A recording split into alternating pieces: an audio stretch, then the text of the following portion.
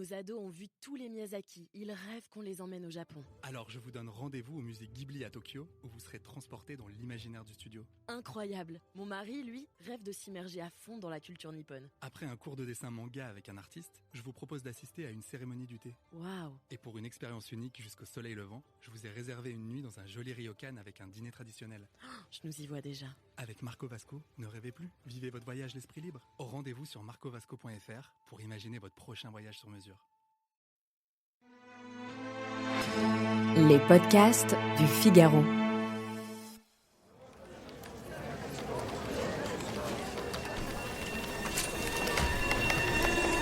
À la fin du mois de février 2024, il s'est passé une chose un peu étrange à la bourse de Tokyo. Le roi du jeu vidéo Nintendo a vu son action baisser de 5%, car un média affirmait que sa future console, la Switch 2, ne sortirait pas avant 2025. La chose étrange, c'est que Nintendo n'a jamais dit qu'il travaillait sur une Switch 2. Il n'a donc jamais donné de date de sortie. Techniquement, il n'y a donc aucun retard. Si le groupe derrière les sagas Zelda et Mario a perdu ce jour-là plusieurs millions d'euros, c'est sur la foi d'une rumeur qui illustre la folle attente des marchés autour de cette machine que personne n'a jamais vue. Pourquoi tout le monde attend une Switch 2 ? Et surtout, qu'est-ce que ça dit du poids de Nintendo sur le marché du jeu vidéo ? Allez, venez, je vous explique tout en 5 minutes. Nintendo est sans aucun doute l'acteur japonais le plus iconique du jeu vidéo. Pour la petite histoire, l'entreprise a été créée en 1889. Oui, vous avez bien entendu, en 1889. Nintendo était alors un fabricant de cartes à jouer. Il faudra attendre quasiment un siècle avant que l'entreprise ne se mette aux jeux vidéo, avec tout d'abord les petites machines Game & Watch, et surtout en 1983, avec la console Famicom, que l'on connaît en France sous le nom de NES, ou la Nintendo, comme on disait chez moi. Le groupe crée pour sa console ses propres jeux, comme Super Mario, The Legend of Zelda ou bien Kirby. Cela fait donc 40 ans que Nintendo est à la fois concepteur de consoles et créateur de jeux.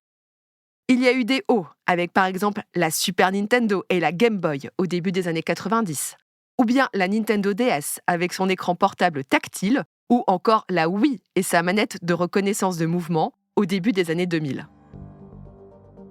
Mais il y a aussi eu de sacrés bas. À la fin des années 90, la Nintendo 64 se fait laminer par la PlayStation de Sony.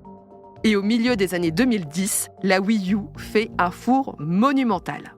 Cette machine s'est vendue à seulement 13 millions d'exemplaires dans le monde. C'est de loin le pire flop de l'histoire de Nintendo. Donc autant dire que quand le groupe a présenté ensuite le concept de la Switch, on était moyennement rassurés. Et on a eu sacrément tort.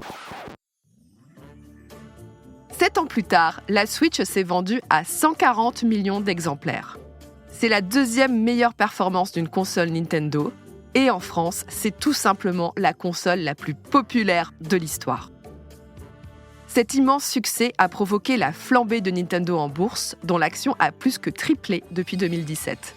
Alors tu m'étonnes que les actionnaires attendent la suite et veulent absolument leur Switch 2. Mais au fait, qu'est-ce qui plaît tant dans la Switch ? Eh bien, je dirais que c'est la rencontre d'un concept malin, avec une console qui peut à la fois être branchée sur une télé, mais aussi jouer en mobilité en mode portable, avec un excellent catalogue de jeux comme Animal Crossing ou Zelda Breath of the Wild, qui s'adresse aussi bien aux enfants qu'aux adultes. Bref, des analystes financiers aux joueurs, tout le monde attend la Switch 2. Mais le marché des consoles de jeux est tout sauf un long fleuve tranquille, et les gagnants d'aujourd'hui peuvent être les perdants de demain, comme l'histoire de Nintendo l'a montré à de nombreuses reprises. On comprend donc que l'entreprise prenne son temps avant de passer à la suite, et ce d'autant que la Switch continue aujourd'hui à très bien se vendre alors qu'elle va fêter ses 7 ans. Et ça, c'est totalement atypique. Merci d'avoir écouté Question Tech. Je suis Chloé Voitier, journaliste au Figaro Économie. Si cet épisode vous a plu, n'hésitez pas à le partager autour de vous et abonnez-vous au podcast Question Tech pour ne pas rater nos prochaines publications. Vous pouvez retrouver Question Tech sur le site du Figaro, sur Figaro Radio, mais aussi sur Spotify, Deezer ou Apple Podcast. Et n'oubliez pas, dans la tech, il n'y a pas de questions bêtes. À bientôt!